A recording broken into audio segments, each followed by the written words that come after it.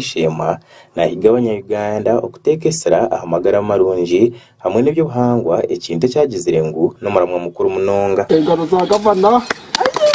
okushaboku Dr. Stanley bubikire akwireyo ubwo aba Lions Club yakabwohe babiri batwire ubuyambi bw'imifaraso ubwoma bwo kupimesa abine ndwara ezitari kutorerana nk'eyashukari hamwe na pressure minzani n'ebindi bintu ahari Chunda Health Center 3 irwaro eriyigwirwa mukuru w'ihanga umwaka wa 2012 erero kushangwa mu division ya Kagango omuri Sheema municipality atyo nuko kushobora ngu amagara marungi ga buri muntu hamwe n'abakazi okuzarura mu mbera nungi okurinda ibyo buhangwa okurabira mu kubyara imiti ibyo bintu bikuru na munonga ebe buri omwe ashemerire kwebembeza in screening non-communicable diseases, in helping other patients who are in need. Emmanuel Byarugaba in charge owirwaro yashobora mwahabizubu ebatwire n'abaraba munka bashaho ubwo umuhendo go barwire abarkuragurura mu bwire bwo kwezi kumwe konka gurukurenga barwire abashemerire ko bano baragurura ngo kandi n'abashaho bibine tubarukumara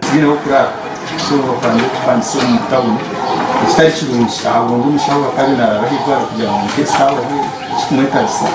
bomwetse. Then we also need some other items and equipment at the facility.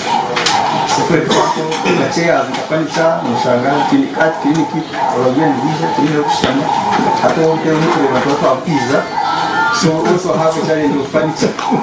as a facility. Tomu mwesije orukura Lions Club yakabwohe arikushobora yagira ngo ikiretire barugayo nirakarumwe kuyambirwa reri no kushanga ngo rutwire ryo mu mberambi erukwererekeza bakatwikira bajya ngo no gwete ngo bintu ebito abahereza ukebe farasi byo byo kukebera pressure ebe obwoma bukupuma abana babazirwe n'ebindi bimwareyo tutakashyireyo umuhanda gwunka gwa burumbi kandi kutwahikayo na ini cyaje bizibe byatugambira nibindi munonga cyo kukira y'umunonga ngo tubine bashaho Rwaro turine bashaho understaffing umuringo no gugumwe bubikire no kushaba district kugira ngo kwembera yensi yona eriyo nehinda hinduka bahebwa itaka yaraba basenka club okugira ngo babyare imiti batyo babase okuyambaho okurwanisa imbere yo bwire ero kwenda hinduka bwashesha bwira. One important thing that came out is that we struck a deal with the district local government. They are going to give land to the Lions Club of Sheema to collaboratively or in collaboration put up plant some trees as part of climate mitigation. And the Lions Club of Sheema will follow it up with the district. This was promised by the LC, the council who was representing the LC 5 chairperson. This is good. Not only for government of Uganda but for the whole world, because we are now trying to mitigate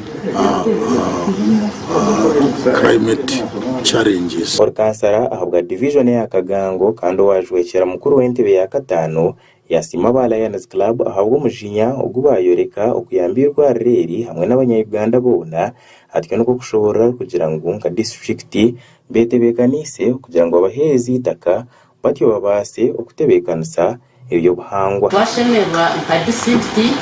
kandi nabyo ruwagambaho nabura kama wanjye ninja kurushoborera